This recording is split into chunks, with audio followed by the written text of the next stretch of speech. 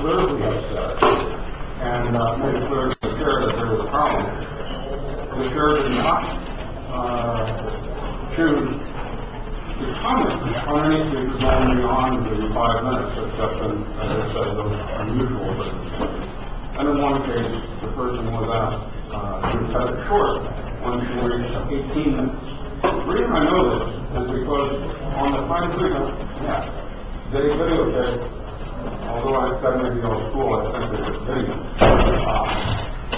But they had a timestamp throughout the video. And I was able to go back and you'll find the sheet of paper in front of you that shows the beginning and end point for each speaker based on the timestamp from the time he does that, and the number of minutes that the person spoke. I believe that that was inappropriate and clearly imbalanced, and I wish to complain about that. This is public comment. It's not asking for a response on your part, but I certainly want to allege that concern. It was so obvious that it became a problem. So, thank you very much. If you have to be probably going to try to be self-explanatory. They're probably also said that's the computer's fault. Thank you very much for your comments. Morning, Mr. Martin. Good morning. Can you folks hear me? Because I have a problem hearing stuff in the back of this room continually. But anyhow, my name is Les Martin. I reside at 8221 Olive Branch Lane, Valley Springs. Last, actually, coming after Darrell, he's kind of stealing my thunder, but last Thursday I attended the Calaveras Planning Commission meeting on the Paytas Dominus facility on Hospital Road. I'd like to share some of my observations. Before I share these observations, I'm sure that the ex-supervisors such as Lucy Stein, Paul Stein, Victoria Erickson, Terry Bailey, Bill Claudino are collectively relieved that they were able to successfully pass the decision on this hot potato to you wonderful people up here. They did it real well. I was initially impressed when Chairperson Kuhl laid out the ground rules for the meeting with respect to time limits, no catcalling, applause, etc. I was not impressed when early in the meeting it appeared to me that while the ground rules were invoked for pro-Trinitas speakers, they were often overlooked by anti-Trinitas speakers. This sent a chill up my spine. Prior to my speaking, I was overcome with the feeling that I was in a fight akin to cussing a little big one, and it was not a good feeling. Initially, I was a major skeptic of yet another golf course in Calaveras County, but after I took up the meetings on a complete overview of the project, I became a very passionate supporter. I'm sort of a sentimentalist, and to see this young man bring a vision and entrepreneurial drive such as this in this day and age really impresses me. Can you imagine bringing both sides of your family together in one location? I have one part of the family I wouldn't want around me, but anyhow. While I'm aware that the planning department has to adhere to the law of the land, it seems to me, after all this time, Mr. Neely has come into compliance with the vast majority, if not all, of the rules and regulations, or else he would have been severely fined by various departments at all, you know. Waxing sentimental again, I just can't help but think of an old book report that I wrote, gosh, probably in the 9th grade. It was about Lemuel Gulliver, Gulliver's Travels. Gulliver was shipwrecked, went on to the little island of Lilliput, where he was tied down, and finally fell out of favor with the Lilliputians. He finally escapes. And then, actually, the whole story was just about feuding between England and France, and the whole issue was, how the heck do you crack your eggs? That was it. So anyhow, I see a parallel with the group called KIRC and Neiman. I think the Lilliputians are trying to tie down entrepreneurial spirit in this county, probably the same type of groups in this state and in this country. In conclusion, I certainly hope that once you group separate the fly sticks from the pepper, you will come to the conclusion that Trinitas in its entirety is good for the county and vote in favor of the complete project. This has been going on way too long. As I mentioned about all these past supervisors, the thing was fomenting all the time. I don't know how Mimi can still maintain a positive attitude with such monumental drain on his resources. To Mimi, I say stay the course, and illegitimati non carborundum. And that's all I have to say. Did you provide a translation for the? Good morning, Fred Harrington from Community Development Director. I'm going to limit you to 5 minutes. Okay? First of all, I want to encourage you to remember that today is Fat Tuesday and National Pancake Day. I didn't anticipate anybody speaking today. I just thought while I was driving in, I'd take a word or two, a moment or two to tell you my perception of what happened at the hearing and maybe set the stage for the future. It was an interesting day. I sit there for 7 hours and listen to something in excess of 62 speakers. I feel some need to protect and defend Suzanne Keel as chair. I thought it was one of the most orderly hearings I've been to in some time. I quite frankly expected it, and I saw a large crowd, and we didn't have moved to the town hall in anticipation of a large crowd. I anticipated that there would be more unruly actually on both sides, because I think the applicant did an excellent job. I think the speakers did a good job, and I think Suzanne Keel did an outstanding job. I say that because to remind you, the Planning Commission doesn't have exactly the same rules as you do. It allows up to 15 minutes to speak on a topic. But what I think Suzanne did a very good job is that people stayed on the point, and that's the key, stayed on point regardless of their feelings and support or opposition to the project. She allowed them to speak, and when they didn't, she reminded them that what's the point, where you're going, where you're going to do it. Even as a man, realizing that people may differ with me, but let me tell you what happened from my perspective. Again, 62 plus speakers. We went there as a staff with anticipation of both the Planning Commission, one way or another, would act on the matter that day. Even as it got near the end, and the staff and I were huddling a little bit, we did hear a few things that were raised that might have needed a response, and so we were thinking maybe a need to continue for a little bit. But then when the applicant's agent, after talking to us, got up and basically said she would like to continue to allow time to go over the comments, that pretty much sealed the deal for having some type of continuance. It was continued for 1 month. I feel very strongly, and in fact, Suzanne Keel was supported as chair, that we were going to action one way or another at that meeting. I can't tell you what we're going to do, but we're going to take some type of action. And I've already started talking to the board clerk about the procedure for you to have your hearing. I would anticipate by that next planning commission meeting, we will in fact know the date of the board hearing, and we will be able to announce it at that meeting. I would anticipate, if it's available, we will have it at the town hall. Again, I would expect to receive many of the same speakers. I would remind you that the hearing went from 10 until 5. With a half-hour break for lunch and a couple of 10-minute breaks to go in the bathroom. So we will have the full day, and I didn't have a chance to talk to Bob, but I would hopefully have a little add less on the planning commission report the agenda. So I did want to report to explain to you why we did not act on it. And again, I think Suzanne and the planning commission did a great job. Thank you, Mr. Mayor.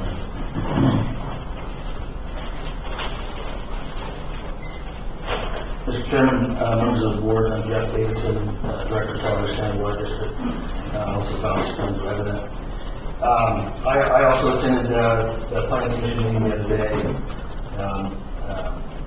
I've been following this project quite extensively, and I do support this project.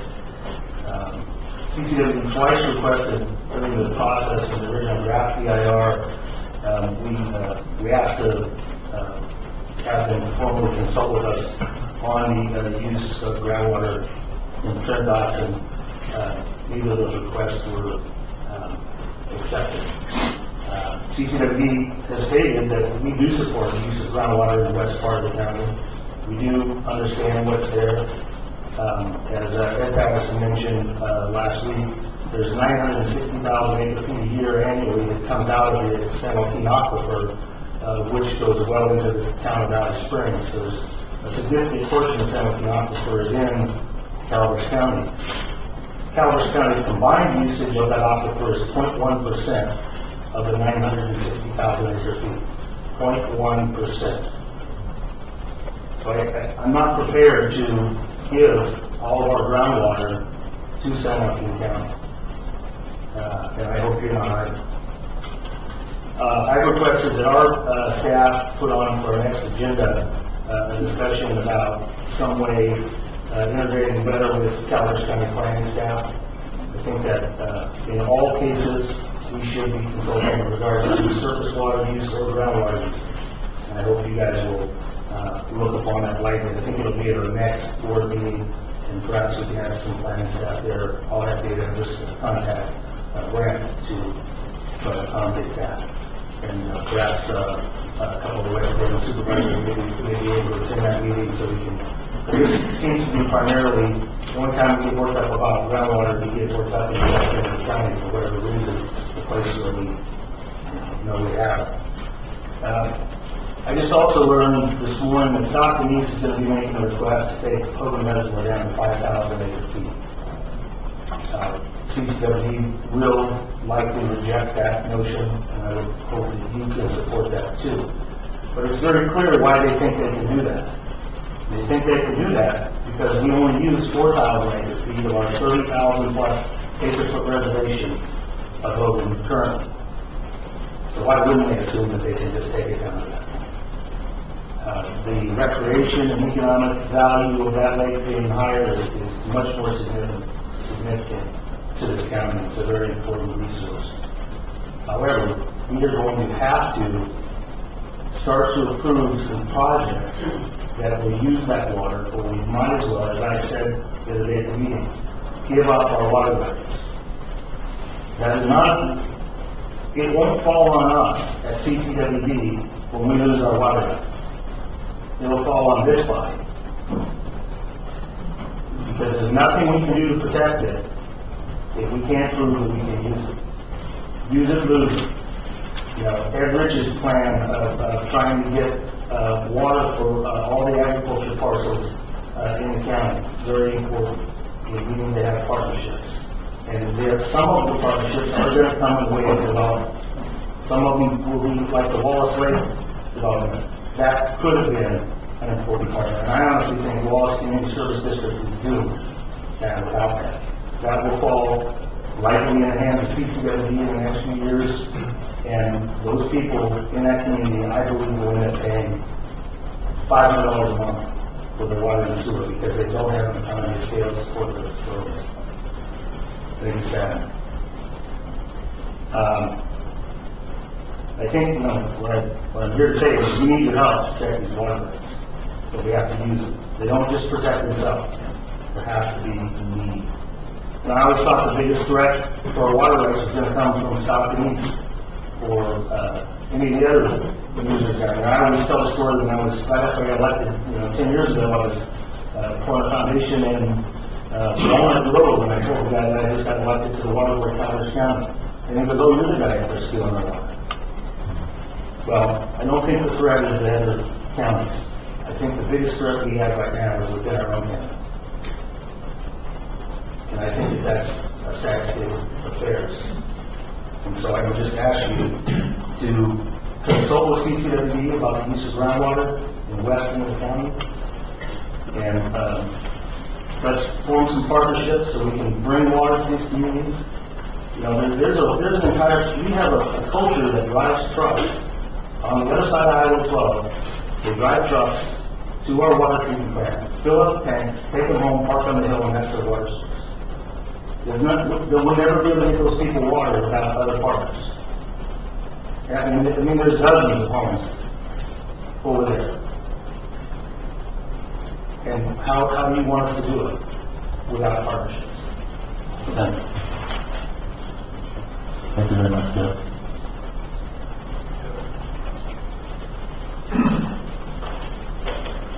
Just a quick comment. I made a comment at the planning commission meeting that it would be good to invite CCWD to make a presentation on their water studies, the water sets.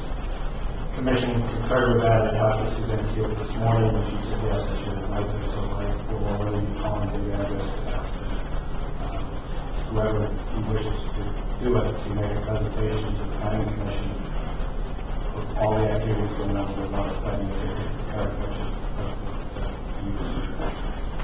Unless you want to do anything other than that, that's Is that going to happen prior to the election? No, I'm not connecting with this. I think it's a broader issue of water usage and the work that's going to be done. I think it's probably a fair argument to leave the planning commission say that they're not as aware of it. And my personal belief is the planning commission needs to be broader in their involvement in topics, and they're very, very receptive. They feel like they've been left without a collective. Well, Brent, the question wasn't, I don't think it was intended to lengthen the two discussions, but is it likely that session with CCWD could take place before March 19th? I'd have to go back and the calendar and see what the lead time is and all the rest of it. And in my mind, I didn't want to connect them. I understand the position, I need to go back and check the staff about the decision, if they're going to be involved or not. But I was looking at it from a broader perspective. There's other projects out there, there are other things happening, and I think it's part of the educational process of the planning commission to know this. Okay. Just if I could make one response, just kind of on the heels of Director Davidson's comment, that has been my firm objective since being elected as a supervisor to also have a dialogue and an interaction with CCWD, and that started very shortly 2 years ago when Director Dean and I were appointed by this body as the co-chairs of the Joint Water Committee. I think we have, in my mind, made some significant strides. We're currently talking about the implementation of a septic facility here that Jeff and I have been working on that committee together. So hopefully we can go forward and form these partnerships that Dr. Davidson was alluding to. Okay, anybody else wishing to make a comment under the public comments this morning?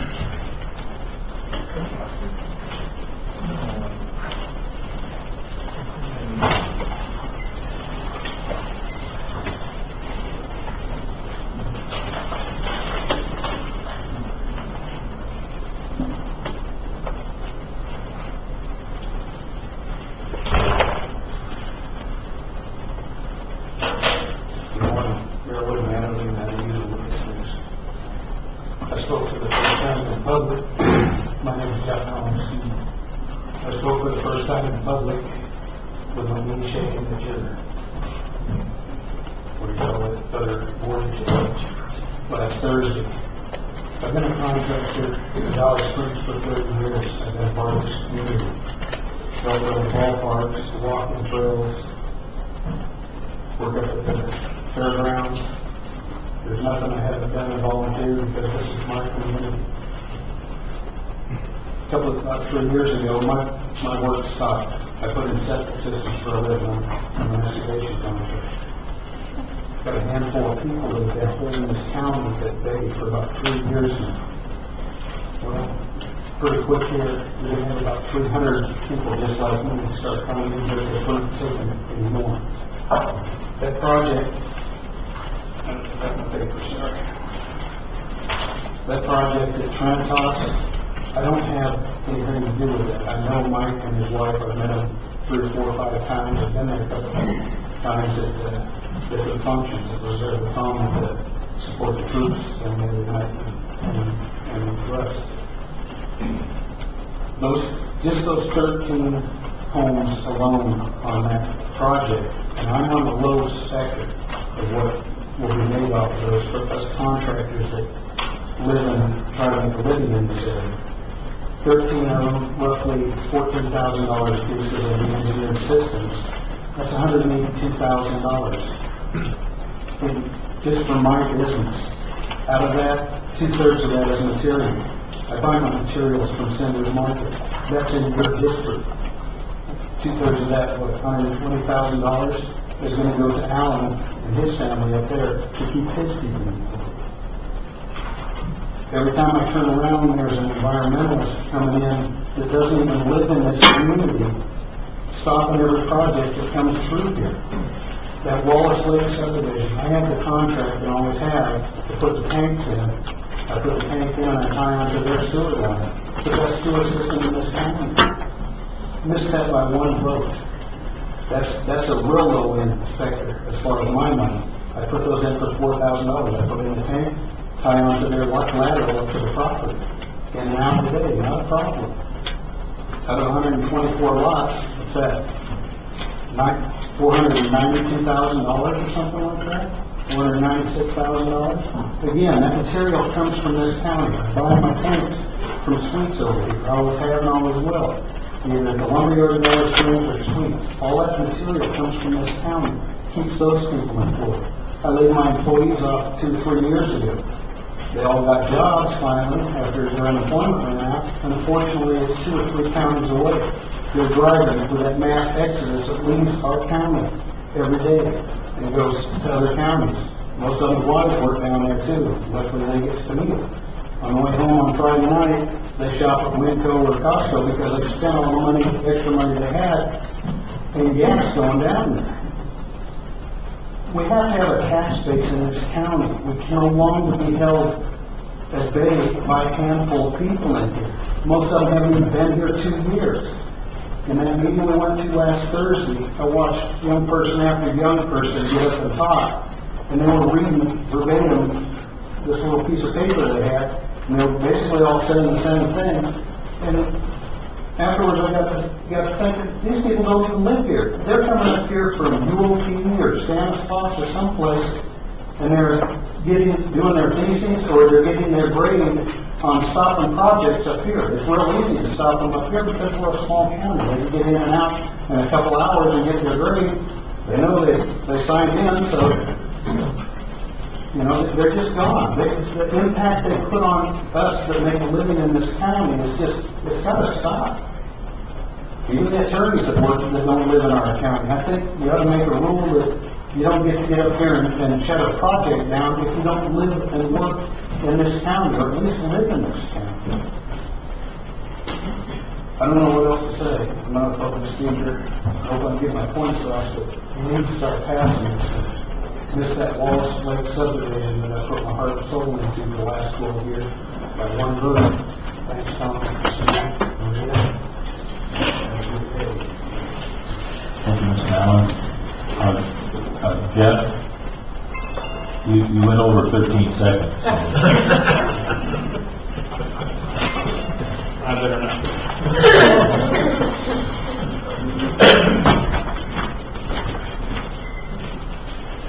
Good morning, Supervisors. My name is David Hirsch. I live on Hospital Road. Elizabeth Court off of Hospital Road. This is one of my classes, by the way.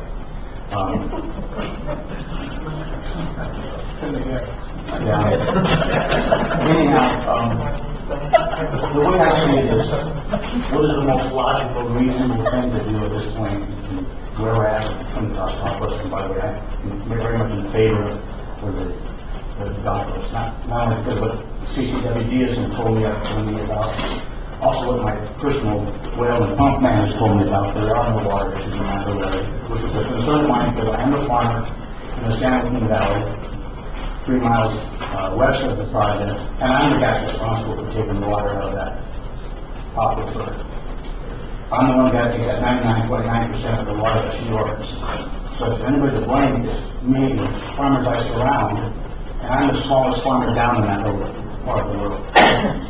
But what I came here to say was, I suppose that when Grandfather Hospital came to our area, there may have been a couple of dirt paths out there where a few residents built a wooden house to be away from the growing population of town. So when Mr. Hospital came, we probably came to somebody and said, hey, can you guys build me an asphalt path so I can get my trailer down that path a little easier?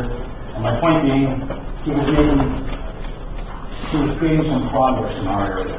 He was creating a little bit of growth.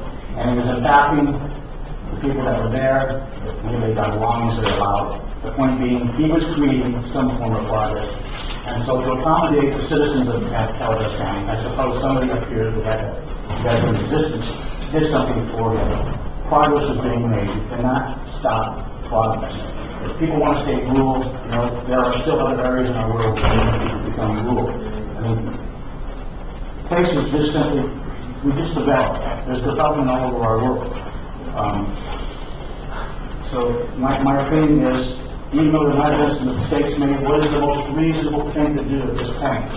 I don't know how many citizens out there in the world are opposed to Pentecost, but I do know how many are in favor of it. It is a beautiful surrounding. It will enhance our part of the county. It will create recreation, not commercial development, not industrial development, but recreational development. It will bring tax dollars to this county. And I've seen some of my best friends who have lost their jobs after 20 years of working as an educator. They're going to lose their jobs because we don't have enough tax dollars in this county to support it. I'm asking this supervisors to make the most reasonable decision at this time. Counties depend on the survival by tax dollars, and this young man and his family are trying to create a venue that will create tax dollars for our county. So do what the most reasonable thing to do at this point. Thank you. Thank you. I just want to remind Mr. Hirsch and anybody else here that it's not up to this particular Board of Supervisors at this particular moment to make any decisions. Well, as it was previously discussed, there's going to be a further hearing at the Planning Commission on the 19th, and then subsequent to that, the item will come to the Board of Supervisors, and at that time, we'll be making a decision. So, just for clarification. There was somebody else, Rosemary. No, I'm just looking for I'm disappointed. Not this time.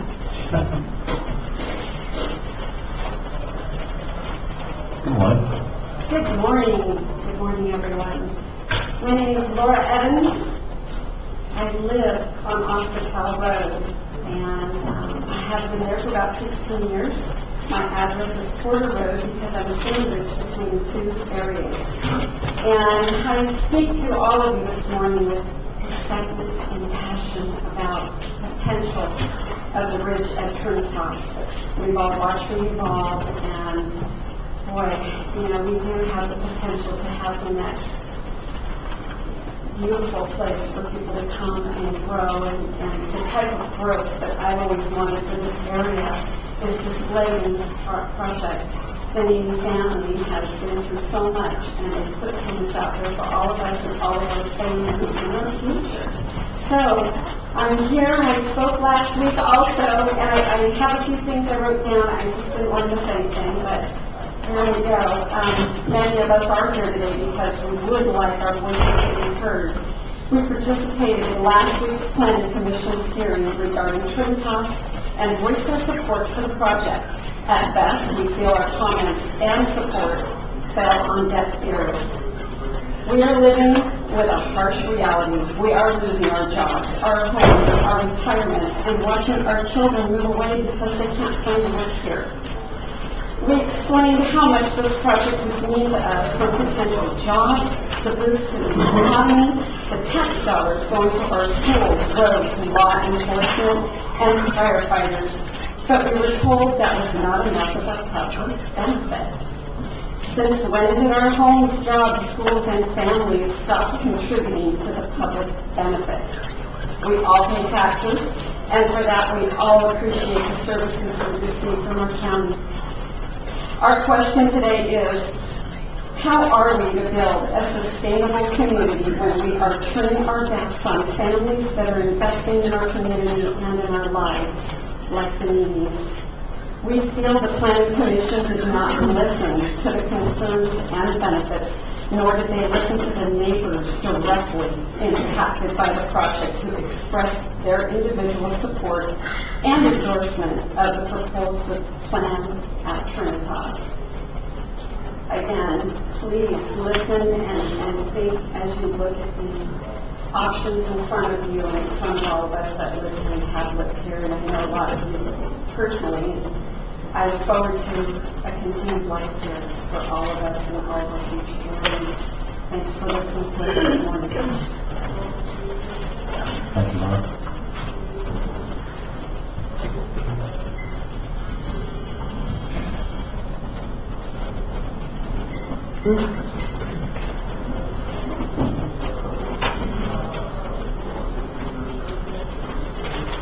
Anyone else?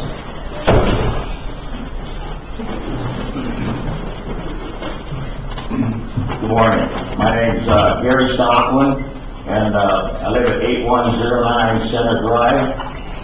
And I'm a neighbor of the Trinitas project, and I would just like to say that, you know, it's just taking way too long for this thing to get up and open. We really need this to get open in all aspects of the whole project. Money for the county, I mean, the county's already lost out on a lot of money. You know, sometimes it's been said that it takes 6 to 8 months to decide what kind of a table to use for a summit meeting. Round, square, rectangle, it doesn't matter. You know, just move forward and everything's been studied, everything's done. I just appreciate it to see it open and running and producing for the county. Thank you. Thank you, Mr. Stockman.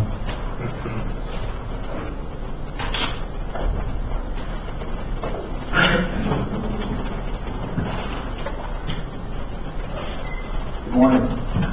My name is Glenn Stubblefield. I live in Calaveras County, in Rancho Calaveras. I don't think I can tell you anything that you haven't already heard. You've got a whole lot of people in favor of this project. The Trinitas. It's going to create a number of jobs. It's going to bring money back into Valley Springs, which badly needs it. The people that own Trinitas will live in Calaveras County. It's not like they're going to be taking the money out of this county, like some big projects, South Creek, Greenheart Creek. Those owners live outside the county. I don't know where they live, but they live in this county. The money they make here will be spent in this county. They're going to hire people in this area. It's a no-brainer. I don't know what's holding this thing up. To me, I think this has to be passed.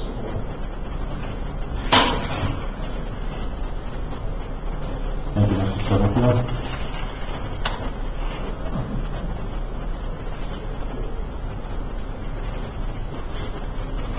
Is there anyone else wishing to address the board this morning? Good morning, Al. Good morning, Matt.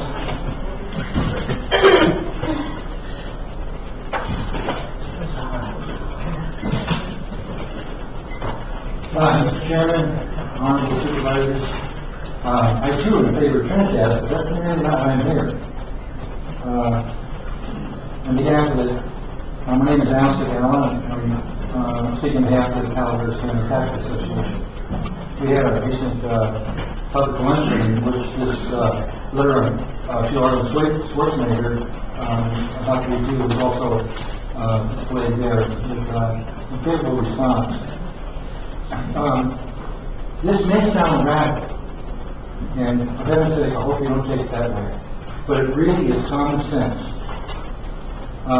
Dear Governor Arnold Schwarzenegger, the Calaveras County Tax Association urges you to reduce taxes by reducing the size of our state government. Raising taxes is a mistake. It must be corrected soon.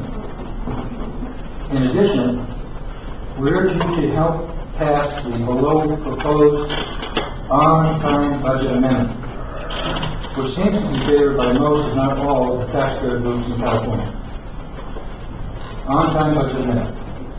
If the state of California fails to enact a budget by the end of the fiscal period, the following shall then immediately become the new budget as if adopted by the legislature and signed by the governor.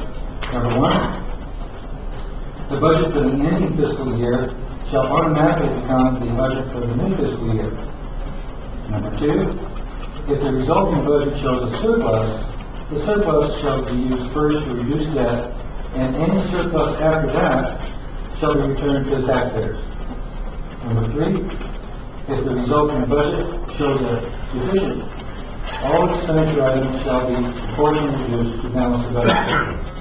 Thank you for your kind attention. I hope that you could adopt this and send a similar letter to the government. It's very difficult for counties to do this because you seem to be dependent upon state approval for practically everything you do. A lot of the money that comes to the county is from the state. So by pointing out the emperor is naked, you might lose some funding. But even with that threat, it's worthwhile doing it because the future of our county and actually the future of California depends on rational thinking and on reason. And this seems to be reasonable. Thank you for your time and attention. Thank you, Mr. Sarah.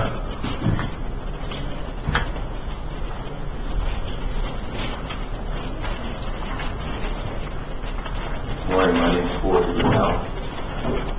Running an independent investment management practice in Dallas Springs, and I'm here to speak on behalf of, or in favor of that Trinitas project. Just a quick update on employment and employment situation here in Calaveras County. Our unemployment figure in December of 2007 was 7.3%. In October of 2008, it climbed to 9.5%. November 10%, and by December 10.8%. I would expect the number will be worse come January as well. Compared to national unemployment, the national unemployment rate last month was 7.8%, so we're significantly worse off than other parts of the country.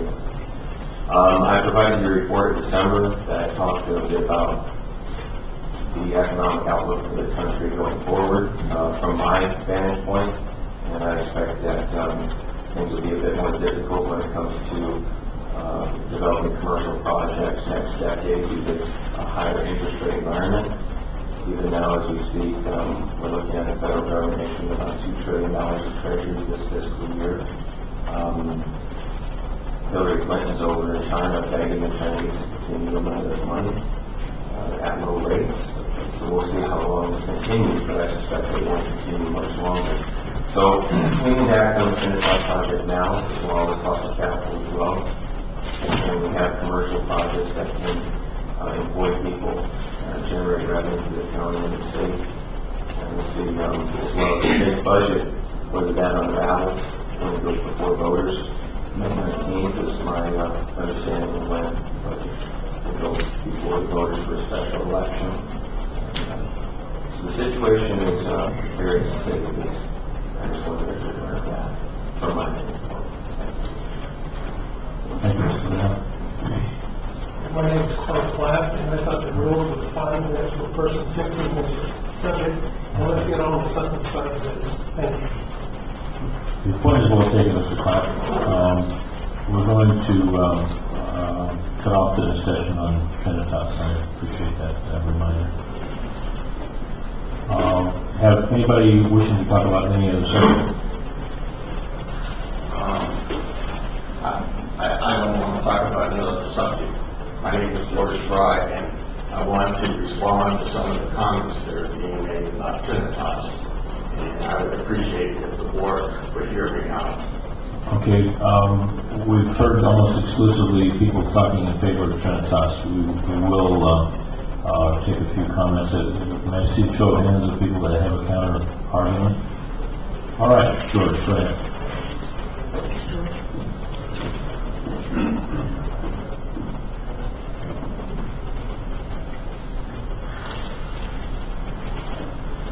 I wasn't coming here to speak about Trinitas today, but listening to what's being said.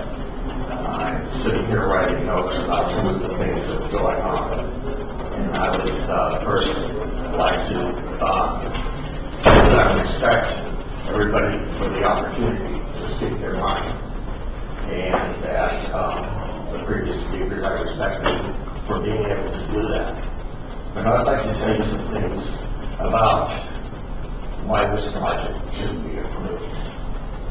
And number one, I'm for truth and honesty, and I don't think there's been a lot of truth and honesty since August 8th, 2001, when the county planning department sent a letter to the Neamings to tell them that if they were building a private golf course, as the neighbors had said, that the Neamings had told them that they needed to cease and contact the planning department within 7 days. They didn't do that. They talked about, the Neamings first talked about the grading and all the gradings to put in new grass and so that they could lease out the land for grazing for animals. I've been out there, not the golf course, but the surrounding ag land. There's nothing wrong with the grass there. So, and then they said they were going to do a vineyard, and they didn't meet grading plans, from what I understand, to do that because it's consistent with building a vineyard. These vineyards are not as huge as the golf course is. I wanted to talk about a well driller who's been drilling wells down there for over 30 years. And he says the Burston Walls area is hit and miss when it comes to water. And he says that based on over 30 years experience. And he shared that with the property owner on Hospital Road. And this property owner is not involved in this project at all, but he's a friend of mine. And he shared with me that he called the well driller out there to put in a new pump. And he asked the well driller if there was going to be a problem with water. And the well driller said, I've been out here, like I said, drilling wells for over 30 years. And there's going to be problems with water. And people are going to have to drill new wells. I wanted to tell you a couple of stories real quick. One of them was about a couple that retired. They went to Oakdale to buy a piece of property. Went into escrow, and the day before they were supposed to sign it, the real estate agent said, I want to make sure you know that there's going to be a golf course behind your backyard. And they said, well, we didn't want to buy this acreage to have a golf course behind our backyard. So they mixed the deal, came to Calaveras County, and they bought a piece of property off Hospital Road. And they asked the real estate agent if we had a problem with a piece of property we wanted to buy in Oakdale. Is there any possibility that there's going to be a golf course built around us? And the real estate agent said, no, the general plan says it's natural resources and it's zoning and ag reserve. And so they bought the property. But shortly after that, somebody was building an illegal golf course. I wanted to tell you about economics. Sunday Sacramento Bee has an article about golf courses,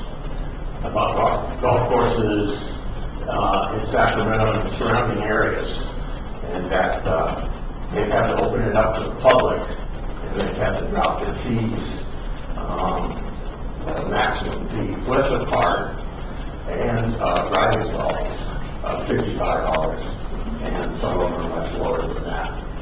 So there's also in that article talks about 252 golf courses that were went down the drain in the United States. 252 more golf courses than the number of golf courses that were being built at that time.